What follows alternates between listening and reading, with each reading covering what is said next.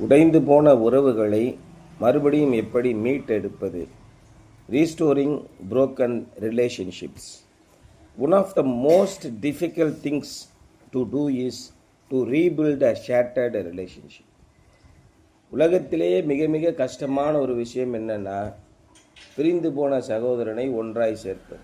இது நடக்கவே நடக்காது உலகத்தில். இதுதான் மிக மிக முக்கியமான காரியம். நம்ம சொந்தக்காரங்க நம்ம விட்டு விலகி போயிட்டாங்கன்னா ஆயுசுக்கும் திரும்ப சேரவே மாட்டாங்க, சேர்க்கவே முடியாது. அதான் பைபிள்லேயும் போட்டிருக்கு. One of the most difficult things to do is to rebuild a shattered relationship. அவர்களை பார்க்கும் போதெல்லாம் அவர்களுடைய செய்த துரோகமும் அவர்கள் பேச்சு நம்ம ஞாபகத்தில் இருந்து, நம்மளை பார்க்கும் போதெல்லாம் அவர்களுக்கும் அதே மாதிரி என்ன வரும். அன்றைக்கி என்ன பேசுகிறான் தெரியுமா, போன வருஷம் என்ன பேசுகிறான் தெரியுமா, 25 வருஷத்துக்கு முன்னாடி என்ன பேசுகிறான் தெரியுமா, 50 வருஷத்துக்கு முன்னாடி அவங்க அப்பா என்ன பேசுகிறான் தெரியுமா, 100 வருஷத்துக்கு முன்னாடி அவங்க தாத்தா என்ன பேசுகிறான் தெரியுமா, எங்கள் தாத்தாலாம் சொல்லியிருக்காரு. இப்படியே தோண்டி தோண்டி நம்ம வடிவேலு சொன்ன மாதிரி எவ்வளவு டீப்பாக போகிறாங்க, 4-5 தலைமுறை வரைக்கும் தாண்டி திட்டுறாங்கன்னு சொல்லுவான்ல. அது மாதிரி உறவுகள் பிரிந்து போயிட்டுனா அவ்வளோதான், லைஃப் க்ளோஸ். திரும்ப அவங்கள கஷ்டப்படும். திரும்ப அதை கட்டுவதாக உலகத்திலே ரொம்ப ரொம்ப கஷ்டமான ஒரு விஷயம். Unfortunately there are many shattered relationships today in homes, churches and ministries. இன்றைக்கி ரொம்ப துரதிர்ஷ்டமான விஷயம் என்னென்னா, நம்முடைய வீடுகளிலே, நம்முடைய சபைகளிலே, ஊழியங்களிலே இது மாதிரி ரொம்ப உடைந்து போன உறவுகள். இன்றைக்கி சர்ச்சு 1500 சர்ச்சு இருக்குது தமிழ்நாட்டில். இவன் சொல்கிறத அவன் கேட்க மாட்டான், அவன் சொல்கிறத இவன் கேட்க மாட்டான். பைபிளில் ஒன்று தான் எழுதியிருக்கு. ஒரே ஆண்டவர் தான், ஒரே பிதாவானவர் தான், ஒரே ஞானஸ்நானம் தான். ஆனால் 1200 ஞானஸ்நானத்தை சொல்கிறாங்க. குழந்தையில் ஒரு ஞானஸ்நானம் கொடுக்கணும், பெரிய பிள்ளையான ஒரு ஞானஸ்நானம் கொடுக்கணும், முழுக்கு ஞானஸ்நானம் கொடுக்கணும், தெளிப்பு ஞானஸ்நானம் கொடுக்கணும், ஆவியினால ஞானஸ்நானம் கொடுக்கணும். ஆளுக்கு ஒன்று. சர்ச்சில் தான் ஞானஸ்நானம் கொடுக்கணும், ஆற்றுல தான் ஞானஸ்நானம் கொடுக்கணும், தொட்டியில் தான் ஞானஸ்நானம் கொடுக்கணும், கிண்ணத்தில் வச்சு ஞானஸ்நானம் கொடுக்கணும். இப்படி என்னென்னமோ பேசுகிறாங்க. ஒவ்வொரு விஷயத்தை குறித்து தேவன் ஒரு சிம்பாலிக்காக தான் சொன்னார். போய் குளிச்சுட்டு வாடா அப்படின்னா என்ன அர்த்தம்னா, ஆண்டவர் என்ன சொன்னார், போய் குளிச்சுட்டு வந்தால் காலை மட்டும் கழுவுனா போதும் அப்படின்னார். உடனே இவங்க டெய்லி குளிக்க ஆரம்பிச்சிட்டாங்க. சாமி கும்பிடும்போது குளிச்சுட்டு போய் தான் சாமி கும்பிடணும். இயேசு சொன்னார் கால்களை மாத்திரம் கழுவுனா போதும் அப்படின்னு சொல்லி இயேசு சொன்னார். இவன் என்ன சொல்லிட்டான், டெய்லி சாமி கும்பிடும்போது குளிச்சுட்டு போய் காலை கழுவிட்டு சாமியை கும்பிடு. இந்த முஸ்லீம் மதத்துலன்னு பார்த்தீங்கன்னா தலையெல்லாம் சுற்றி தடவி, கை காலை நல்லா கழுவி, காலை நல்லா தேய்ச்சி கழுவி, அங்கே ஒரு குளமே இருக்கும் மசூதியில், அதெல்லாம் நல்லா கழுவி தொடச்சி சுத்தம் பண்ணிவிட்டு அப்புறம்தான் போய் தொழுகை பண்ணணும். இது என்ன சொன்னார், ஞானஸ்நானம்னா என்ன சொன்னார், ஸ்நானம் அப்படின்னா குளிக்கிறதுன்னு அர்த்தம். ஞான ஸ்நானம் தான் சொன்னார். ஆவியினாலே நீங்கள் குளிங்க, சுத்தம் படித்துட்டு வாங்கன்னு சொன்னார். அதைத்தான் இயேசு சொன்னார், உன்னுடைய சகோதரன் பேரிலே உனக்கு ஒரு குறை உண்டானால் நீ காணிக்கை போடுறதுக்கு முன்னாடியே அந்த காணிக்கை அந்த ஓரத்தில் வச்சுட்டு போய் சரி பண்ணிட்டு போடுனார். அதான் ஞான ஸ்நானம். தேவனுடைய ஆவியினாலே குளிப்பது. உன்னிடத்துல இருந்து அழுக்கையெல்லாம் நீக்கு. இன்றைக்கி என்ன போட்டிருக்கு, நம்ம வசனத்தில் போட்டிருக்குல்ல, யாக்கோபு 1:21. ஆகையால் நீங்கள் எல்லா விதமான அழுக்கையும் கொடிய துர்க்குணத்தையும் ஒழித்து விட்டு உங்கள் உள்ளத்திலே நாட்டப்பட்டதாயும் உங்கள் ஆத்துமாக்களிலே ரட்சிக்க வல்லமையுள்ளதுமாயிருக்கிற வசனத்தை சாந்தமாக ஏற்றுக்கொள்ளும். அப்போ என்ன சொன்னார், போய் மனசை நல்லா கழுவிட்டு வா அப்படின்னு தான் ஞானஸ்நானம். அதுக்கு சிம்பாலிக்காக தான் குளத்தில் மூழ்கி எழுதுறேன். என்ன அர்த்தம், நான் என்னுடைய பழைய வாழ்க்கையை பூரா விட்டு விட்டேன், பழைய அழுக்கும் கந்தலுமான என்னுடைய வாழ்க்கையை நான் விட்டு விட்டேன், இப்பொழுது நான் தேவனுக்காக வாழ வேண்டும் என்று நான் என்ன பண்ணுறேன், உறுதி அளிக்கிறேன். ஆரம்பம் இதான், ஸ்டார்டிங் பாயிண்ட். அப்படி மறுபடியும் பாவத்தில் விழுந்து போகிறவர் நிறைய பேர் உண்டு. மறுபடியும் நீங்கள் இப்போ திடப்படுத்தல் வகுப்பு உங்களுக்கு ஐயா வைக்கிறாரா? எதுக்கு திடப்படுத்தல் வகுப்பு வைக்கிறார் தெரியுமா? ஹோலி கம்யூனியன் என்னன்னு தெரியுமா? நீங்கள் கிறிஸ்துவை ஏற்றுக்கொள்கிறீர்கள் என்று ஏற்கனவே நீங்கள் சத்தியம் பண்ணி சொல்லியிருக்கீங்க. அன்னை தந்தை உந்தன் சன்னதி முன்னின்று, அன்னை தந்தை உந்தன் சன்னதி முன்னின்று சொன்ன வாக்கு தத்தம் அல்லாது இப்போதே என்னை ஜீவ பலியாய். என்ன அர்த்தம், அம்மாவும் அப்பாவும் என்னை பிள்ளையை கையில் கொண்டு வந்து உம்முடைய சமூகத்தில் வச்சு இந்த பிள்ளையை நான் ஆண்டவருக்காக வளர்ப்பேன் என்று சத்தியம் பண்ணினார்கள். அந்த சத்தியம் ஒரு பக்கம் இருக்கட்டும், இப்போ நம்முடைய வழியிலே வந்து என்னையே நான் உம்முடைய சமூகத்திலே ஒப்படைக்கிறேன் என்பது தான் ஹோலி கம்யூனியன். அடையாளம் தான் ஞானஸ்நானம் என்பது வெறும் அடையாளம். அந்த அடையாளத்தை இன்றைக்கி என்ன பண்ணுறாங்க, அதையே முக்கியத்துவப்படுத்தி திரிச்சு இயேசு சுவாமி ஞானஸ்நானம் அடைந்தார், அவர் 30ஆம் வயதிலே ஞானஸ்நானம் பெற்றார், அதனால் நாமும் 33வது வயதில் தான் ஞானஸ்நானம் பெற வேண்டும் அப்படின்னு ஒரு கட்டுக்கதை வரும். சபைகளுக்குள்ளே எவ்வளவு பிரிவினைகள் வருகிறது, உடைந்து போன உறவுகள் சபைகளிலே, நம்முடைய ஊழியங்களிலே, நம்முடைய குடும்பங்களிலே மிகவும் துரதிர்ஷ்டமான விஷயம். நம்ம குடும்பத்திலே 4 பேர் ஒரே சத்தியத்தை ஏற்றுக்கிட மாட்டான். ஆனால் தேவன் ஒருவரே, குமாரன் ஒருவரே, பரிசுத்த ஆவியானவர் ஒருவரே, இவர்கள் 3 பேரும் ஒருவரே. இப்படி யுனைட்டியை போதிக்கிற தேவனுடைய ஆலயத்திலே, சபையிலே இன்னைக்கு யுனைட்டியே இல்லை. And they can be repaired and strengthened only when people face problems honestly, deal with them biblically and lovingly and seek to get right with God. எந்த பிரச்சனை வந்தாலும் அதை நீங்கள் தேவனிடத்தில் போய் சொன்னீர்கள் என்றால் எல்லா பிரச்சனைக்கும் தீர்வு முடிஞ்சு போச்சு. ஆண்டவரே இது மாதிரி என்னை பேசிட்டான், அப்படியா என்ன செய்யணுங்கிறப்போ என்னையா செய்யணும், இல்லை அவனை வந்து ஒன்று நான் பண்ணியிருக்கேன், அப்படிலாம் ஜெபம் பண்ண முடியுமா? ஒன்றால் வழி இல்லைங்க. தேவனிடத்தில் போகிறக்கு வழியே இல்லை. என் சகோதரன் என்னை வந்து கேவலப்படுத்திட்டான், அவனை நாசமாக்கி விடுங்க அப்படிலாம் ஜெபம் பண்ணவே முடியாது. தேவனிடத்தில் அதற்கு வழியெல்லாம் இல்லை. காதே கேட்காது. ஆண்டவர் போடா போ, வேலையை பாடுறேன். ஆண்டவரே நாங்கள் இந்த பிரச்சனையிலேருந்து எப்படி மீள்வது, எனக்கு உதவி செய்யுங்க. இந்த எண்ணம் வந்துருச்சுனாலே நீங்கள் ஒப்புரவாக வேண்டும் என்ற எண்ணத்திற்குள் வந்து விட்டீர்கள் என்று அர்த்தம். இப்படி தான் தேவனிடத்தில் போனாலே இதை தான் சொல்வார். ஒரு பிரச்சனை வந்துருச்சு, நேராக போலீஸ் ஸ்டேஷன் போகிறீங்க. சார் எங்கள் அண்ணன் இது மாதிரி பேசிட்டான் சார், அடிக்க வரான், பயங்கரமாக பேசுகிறான் சார். போலீஸ்காரர் என்ன சொல்லுவார், ஒரு கம்ப்ளைண்ட் எழுதி கொடுங்க, அவங்க அண்ணனை உள்ளே வச்சு உரிச்சு எடுத்துடுறேன் அப்படியே சொல்லுவார். ஏன் சார் அண்ணன் தம்பிங்கிறீங்க, இதை போய் போலீஸ் ஸ்டேஷன் வரைக்கும் கொண்டு வரீங்க, போய் உட்காந்து ஒரு 2 பேர் மத்தியஸ்தர் வச்சு பேசி முடிங்க சார், எல்லா காலத்துக்கும் உறவுகள் தேவை சார், போங்க சார் அப்படின்னு தான் போலீஸ்காரர் சொல்லுவோம். இதே நீங்கள் ரவுடிகிட்ட போகிறீங்க, ரவுடிகிட்ட போய் அண்ணா இது மாதிரிண்ணே எங்கள் அண்ணன் இது பண்ணிட்டான், அவனை உண்டு இல்லாமல் பண்ணணுண்ணே, அவன் பொண்ணுங்கிட்டு தான் போகிற வழியில் 2 ஆளை விட்டு ஒரு மட்டி விடுங்கண்ணே, அப்போ தான் சரியாக வரும், நான் யாருன்னு அவனுக்கு காட்டணும். அப்படியா, ஒரு 2 லட்சம் செலவாகும், பரவாயில்லையா, பரவாயில்லண்ணே என்ன ஆனாலும் பரவாயில்ல, அவனை உண்டு இல்லாமல் பண்ணக்கூடாது, சரி போய் பணத்தை எடுத்துகிட்டு வா. அவன் போய் ரவுடி போய் எல்லா வேலையும் பண்ணுவான். இதான் பிசாசானவனுக்கும் தேவனுக்கும் உள்ள வித்தியாசம். போலீஸ் ஸ்டேஷன் போனீங்கன்னா முறைப்படி தான் நடக்கும். சார் வேணாம் சார், அண்ணன் தம்பியாக இருக்கிறீங்க, ஒரே தாய் வயிற்றில் பிறந்திருக்கிறீங்க, போங்க சார், ஒத்துமையாக போங்க சார், அதெல்லாம் மறந்துடுங்க சார், சின்ன விஷயம் எல்லாம் எந்த வீட்டில் சார் பிரச்சனை இல்லாமல் இருக்குது அப்படின்னு சொல்லி அனுப்பான். தேவனுடைய வசனம் உங்கள் இடத்துல அதுதான் சொல்லும். எந்த பிரச்சனை வந்தாலும் அந்த பிரச்சனையை நீங்கள் நேர்மையாக, and they can be repaired and strengthened only when people face problems honestly. ஒரு பிரச்சனை வந்திருக்குன்னா அதை நீங்கள் நேர்மையாக எதிர்கொள்ளும் போது தான்.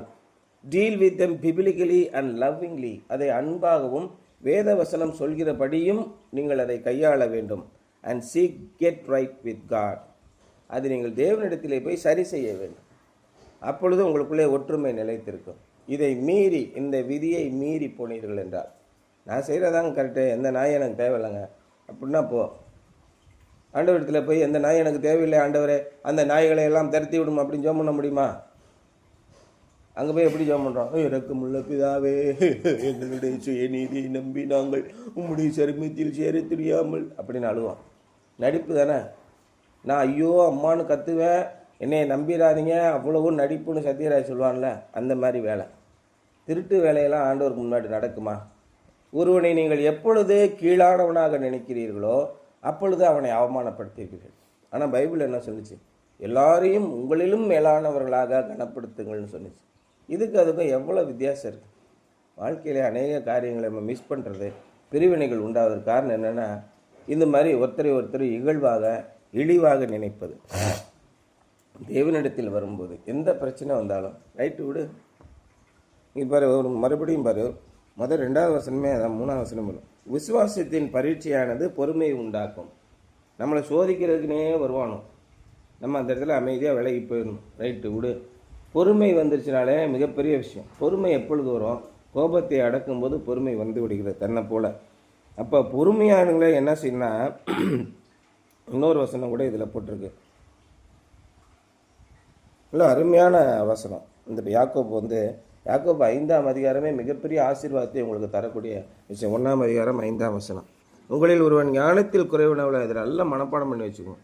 யாவருக்கும் சம்பூர்ணமாய் கொடுக்கிறவரும் ஒருவரையும் கடிந்து கொள்ளாதவரும் ஆகிய. யாரையுமே தேவன் திட்டுவதில்லை, கடிந்து விட போடாங்கட்டு அப்படின்னு சொல்கிறதில்லை. தன்னிடத்தில் வருகிற யாரையும் நான் புறம்பே தள்ள மாட்டேன்னு சொல்கிறேன் ஆண்டவர். நீங்கள் தேவனிடத்தில் போகணும். அதுதான். என்னிடத்தில் வரணும்னா வா. போலீஸ் ஸ்டேஷன்லேருந்து விளம்பரம் பண்ணுவாங்களா? ஊரெல்லாம் போய் உங்களிடத்தில் எந்த பிரச்சனை இருந்தாலும் தயவுசெய்து B2 காவல் நிலையத்தை அணுகுமாறு பணிவுடன் கேட்டுக்கொள்கிறோம். ரவுடி நிலையத்தில் போக வேண்டாம், ரவுடிகளை உங்களை ஏமாற்றி பணம் பறித்து விடுவார்கள் அப்படின்னு எங்கன்னா போலீஸ் ஸ்டேஷன் விளம்பரம் பண்ணுவானா? போனால் நீனே போய் கம்ப்ளைண்ட் பண்ணிக்கலாம், நியாயத்தை தேடிக்கலாம். நியாயமாக இருக்கிறவன் போலீஸ் ஸ்டேஷன் பக்கமே போக மாட்டான். எதுக்குங்க தேவையில்லாமல் போயிட்டு?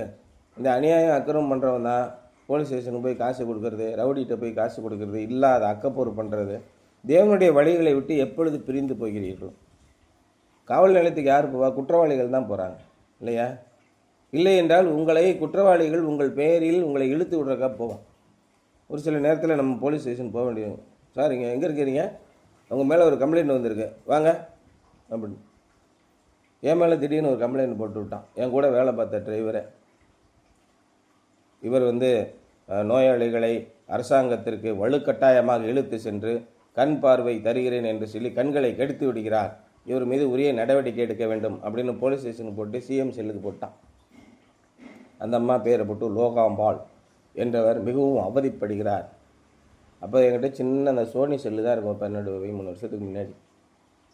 அப்புறம் போலீஸ் ஸ்டேஷனுக்கு கூப்பிட்டாங்க. சார் எங்கே இருக்கிறீங்க நீங்கள்? நான் இந்த மாதிரி இப்போ ஹாஸ்பிட்டலில் பேஷண்ட் பார்த்துட்டு இருக்கேங்க, உங்கள் மேலே ஒரு கம்ப்ளைண்ட் வந்திருக்கு, விசாரணைக்காக சிஎம் செல்லில் போட்டிருக்காங்க, இந்த மாதிரி நீங்கள் பண்ணுற. ஆமாம் சார், இது கவர்மெண்ட்டோட ஸ்கீமு. எல்லா இடத்துலையும் நம்ம பேஷண்ட்டை அழைச்சிட்டு போவோம். அவங்கள அழைச்சிட்டு போய் கவர்மெண்ட்டோட ஸ்கீம்லாம் பிளைண்ட்னஸ் கண்ட்ரோல் சொசைட்டின்னு இருக்குது, இதெல்லாம் பண்ணுவோம் சார். எல்லாம் அப்புறம் பார்வை கொடுத்து அனுப்புவோம். இல்லை சார், இந்த மாதிரி ஒருத்தன் போட்டிருக்கான், சிஎம் செல்லுக்கு ராஜேந்திரன் போட்டிருக்கு, அவர் எங்கள் டிரைவர் தான் சார், என்ன போட்டிருக்கு, இது மாதிரி போட்டிருக்கு, அது என்னன்னு கொஞ்சம் நம்ம ரிப்ளை அனுப்பணும் சார், நீங்கள் கொஞ்சம் விசாரித்து சொல்கிறீங்களான்னு. சரி சார், நான் விசாரித்து சொல்கிறேன்னு போய் அங்கெல்லாம் போய் விசாரித்து இந்த கிராமத்தில் அந்த அம்மாவை பிடிச்சி, எப்படிம்மா இருக்கிறீங்க, என்ன உங்களுக்கு பார்வையில் எதுவும் பிரச்சனை இருக்கா? ஐயோ சாமி, நல்லா இருக்கேன் சாமி, முன்னையாவது யாருமே பிள்ளை கூட பெத்த பிள்ளை கூட பார்க்கல, நீங்கள் பார்த்தீங்க, இப்போ நான் வேலைக்கு போகிறேன் சாமி, டெய்லி 150 ரூபா சம்பளம் கிடைக்கிது, இந்த கூட முடஞ்சிக்கிட்டு இருக்கேன் சாமி அப்படிங்குது. அதை வீடியோ எடுத்து அந்த போலீஸ்காருக்கு அனுப்புனவுடனே அந்த ராஜேந்திரனை கூப்பிட்டார். சும்மா இருக்க மாட்டியா, லாஸ்ட்டு வார்னிங், இதான் கடைசி உனக்கு எச்சரிக்கேன், இதுக்கு மேலேனா பிடிச்சி உள்ளே போட்டுருவே வேலை போயிடும் அப்படின்ட்டார். அதோட அடங்கி போயிட்டான். இந்த மாதிரி துன்மார்க்கமான நிலைகளில் சில பேர் உங்கள் மீது வீண்புக்குன்னு கம்ப்ளைண்ட் பண்ணுவான், உங்களை இழுத்து விடுவான். என் நாமத்தின் நிமித்தம் உங்களை நீதிமன்றத்துக்கு இழுத்து போவார்கள்னு இயேசு சொன்னார். என் நாமத்தினாலே உங்களை அடிப்பார்கள், என் நாமத்தினாலே உங்களை அவமானப்படுத்துவார். அந்த நேரத்தில் நீங்கள் போக வேண்டியதாகும். ஆனால் நீங்களாக போய் ஒருத்தர் மேல் குறை சொல்லாதீர்கள், நீங்களாக போய் ஒருத்தர் மேலே கம்ப்ளைண்ட் பண்ணாதீங்க. இவ்வளோ விஷயமும் இருக்குது. As you and I examine our own lives, நீங்களும் நானும் நம்முடைய சொந்த வாழ்க்கைகளை நாம் ஆராய்ந்து பார்க்கும்போது, we must determine to be part of the answer and not part of the problem. நம்ம நல்லா புரிஞ்சுக்கணும், நம்ம பிரச்சனையை பேனை ஊதி பெருமாள் ஆக்கக்கூடாது. இதற்கு தீர்வு என்ன முடிவு, அதைத்தான் நீங்கள் பார்க்க வேண்டும் ஒழிய பிரச்சனைகளை நீங்கள் அலசி ஆராய்ந்து கொண்டு இருக்கக்கூடாது. ரைட், பிரச்சனை வந்துருச்சு, what may be the problem, what may be the solution for this problem, இதைத்தான் நீங்கள் பார்க்க வேண்டும். we must show appreciation, practice separation from evil and encourage reconciliation if God is to use us to restore broken relations. உடைந்து போன உறவுகளை மறுபடியும் கட்டுவதற்கு தேவன் நம்மளை பயன்படுத்த வேண்டும் என்று நீங்கள் நினைத்தால் நீங்கள் எப்படி பேசணும்? we must show appreciation. சரி விடுங்க, பார்த்துக்கலாம், வாங்க, எங்கே தான் பிரச்சனை இல்லாமல் இருக்குது, வாங்க பார்த்துக்கலாம், அப்படி நீங்கள் கொஞ்சம் ஒருவர் பாராட்டி, ப்ராக்டிஸ் செப்பரேஷன் ஃப்ரம் ஈவில், துன்மார்க்கத்திலிருந்து துஷ்ட காரியங்களிலிருந்து உங்களை நீங்களே விலக்கி கொண்டு வந்து விட வேண்டும். அண்ட் என்கரேஜ் ரீகன்சிலியேஷன், மறுபடியும் ஒப்புரவாகுதலை நீங்கள் துவக்க வேண்டும். அப்போ நம்ம ஒருத்தர் 2 பேர்கிட்ட சொல்லி அதை ஒப்புரவாக்குவதற்கு முயற்சி பண்ணணும். ஒப்புரவாக்கி இப்போ அதை இயேசு சொன்னார். உன்னுடைய சகோதரன் உனக்கு விரோதமாக குற்றம் செய்தால் அதை நீ ஆலோசனை சங்கத்துக்கு சொல்லு, சர்ச்சுக்கு சொல்லு, உன்னுடைய சகோதரர்களிடத்திலே சொல்லு. அவர்கள் போய் அவர்களிடத்துல பேசி திருத்தட்டும். எங்கள் அக்காட்ட போய் சொன்னேன், இது மாதிரி நடக்குதுக்கா, என்ன பண்ணுறது? இப்போ எங்கள் அண்ணன் என்ன சொன்னான், அவனா மனுஷனா, அவனா இவனா, அவன் நாசமாக போவான், அப்படியே போவான், இப்படியே போவான், அவன் உருப்படாமல் போவான், இது தேவையில்லை. அது எங்கள் அக்கா திரும்ப ஃபோன் பண்ணி சொல்கிறான், இல்லை கவலைப்படாத, நீ வராமல் இருக்கிறதா நல்லது, ரொம்ப கேவலமாக பேசுகிறான். சில நேரங்களில் நம்மளால் உறவுகளை கட்ட முடியாமல் போகக்கூடிய சூழ்நிலைகள் வரும். அப்போ என்ன பண்ணுறது? இதே போயிட வேண்டியதுதான், வேறு வழியே இல்லை. அப்படியும் வரும். யூதாஸ் காரியத்தையும் இயேசு கிறிஸ்துவும் எவ்வளவோ அணைச்சி போனார். அப்புறம் என்ன பண்ணான்? பிரிஞ்சு போயிட்டான். இன்றைக்கி உலகத்திலேயே மிகப்பெரிய சத்தியத்தை கொடுக்குறவர் பவுல் தான். இயேசு கிறிஸ்துவை திருஷ்டாந்தரமாக கொடுக்குறவர் பவுல் இல்லையா? பவுலையே பர்னபாஸ்க்கு பிடிக்கல, எப்பா பிராத்து ஓடிவிட்டான். எவ்வளோ பேர் எண்ணெயும் எம்பரையும் ஓடிவிட்டாங்க இல்லையா? பவுலோடு கூட இருந்து தேவனை போல இயேசு கிறிஸ்துவை போலவே வாழ்ந்த ஒருவரை விட்டு ஓடிப்போக எப்படி மனம் வருகிறது? யோசனை பண்ணி பாருங்கள். எவ்வளவுதான் நீங்கள் பரிசுத்தமாக வாழ்ந்தாலும், எவ்வளவுதான் நீங்கள் ஒப்புரவாக வேண்டும் நினைத்தாலும் அங்கே குறை வரும். ஆனால் அதற்காக நீங்கள் தளர்ந்து போகக்கூடாது. மறுபடியும் நீங்கள் இயேசுவை போலவே வாழுங்க. இயேசுவாக தான் இருக்க முடியும், பவுல்வாக தான் இருக்க முடியும். அவர் பவுல் திடீர்னு மாறி கொலைகாரனாலாம் மாற முடியாது. முன்னே நான் அப்படி இருந்தேன், இப்போயோ நான் எல்லாத்தையும் குப்பை ஒன்றுமே நினைக்கிறேன், நான் ஒன்றுமே கிடையாது, தரிசாக போயிட்டேன். ஆண்டவர் தான் எல்லாத்தையும் உலகத்தையும் ஏங்க அப்பா எப்பேற்பட்ட பராபரன் எனக்கு கிடைத்திருக்கிறார். அதை நினச்சி சிலாகிச்சுக்கிட்டே இருக்கான். ஆண்டவரே, பேர்பட்ட ஆண்டவரை நான் கண்டறிதற்கு என்ன பாக்கியம் செய்தேன் அப்படின்னு யோசிக்கிறார். ஆகவே separation from evil and encourage reconciliation if God is to use us to restore broken relations. சரி, இந்த உறவுகளுடைய உலகத்திலே மற்ற உறவுகள், உடைந்து போன உறவுகளை சேர்ப்பதற்கான முயற்சிகளை நீங்கள் பண்ணுங்கள். சமாதானம் பண்ணுகிறவர்கள் பாக்கியவான்கள், அவருடைய தேவனுடைய குமாரர் என்னப்படுவார்கள் இல்லையா? நீங்கள் எந்த இடத்துல சண்டை வந்தாலும் அமைதியாக போயிடுவோம், அதை ரீகான்சிலேஷன் பண்ணுறதுக்கான ஏற்பாடுகளை செய்வோம். டுடேஸ் வேர்ட்ஸ் இன்னைக்கு ஓசியா 6ஆம் அதிகாரம் 1ஆம் வசனம். Come and let us return to the Lord. வாருங்கள், நாம் தேவனிடத்திலே திரும்புவோம். For he hath torn, he will heal us. He hath smitten and he will bind us. அவர் நம்மளை கிழித்து போட்டாலும் அவரே நம்மளை குணமாக்குவார், அவரை நம்மளை அடித்தாலும் அவரே நம்மளை கட்டுவார். அந்த மாதிரி இருக்கு. Action assignment today. Talk with the Lord about a broken relationship that you may have. உங்களுக்கு இருக்கிற உடைந்து போன உறவுகளை குறித்து நீங்கள் தேவனிடத்திலே பேசுங்கள்.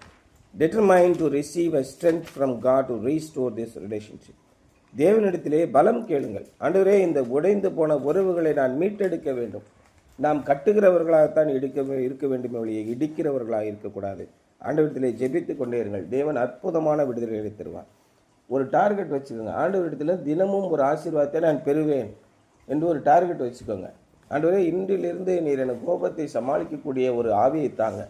ஆண்டவரே, இன்றிலிருந்து நான் பொறுமையுள்ளவனாக இருக்கத்தக்கதான ஆவியை தாங்க. ஆண்டவரே, இன்றிலிருந்து நான் உறவுகளை கட்டுகிற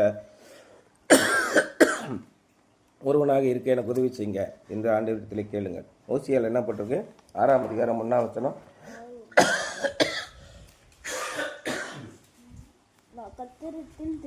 கர்த்தரிடத்தில் திரும்புவோம். நம்மை கீறினார், அவரே நம்மை குணமாக்குவார். நம்மை அடித்தார், அவரே நம்முடைய காயங்களை. தேவனே எல்லாவற்றையும் செய்ய வல்லமையுள்ளவராயிருக்கிறார் என்பதுதான் இன்றைய சிந்தனை. தேவனால் அன்றி உங்களால் எந்த ஒப்புருவாக்குதலையும் பண்ண முடியாது. நாம் எந்த செயலை செய்தாலும், நாம் குடிப்பழக்கத்திலிருந்து விடுதலையாகணுமா, நாம் தாறுமாறமான வாழ்க்கையிலிருந்து விடுதலையாக்கணுமா, அதுக்காக உலகத்திலே பலவிதமான யோசனைகள் உண்டு. புத்தருடைய சிந்தனைகள் உண்டு, பெரிய பெரிய அறிஞர்களுடைய சிந்தனை உண்டு. இன்றைக்கி பிரபல பேச்சாளர்கள் என்ன பண்ணுறாங்க? இதை செய்யுங்க, அதை செய்யுங்க, அதை செய்யுங்கன்னு 1008 ஆலோசனைகள் வரும். அப்புறம் வாட்ஸ்அப்பில் நிறைய கருத்துக்கள்லாம் வரும். ஆனால் இதெல்லாம் வந்தாலும் கூட இந்நாளை அன்றி உங்களால் ஒன்றும் செய்ய முடியாது. நீங்கள் தேவனுக்கென்று உங்களை ஒப்படைத்து விட்டால் உறவுகளை கட்டுகிறவர்களாக நீங்கள் மாறுவீர்கள் என்பதுதான் இன்றைய சிந்தனை. சரியா?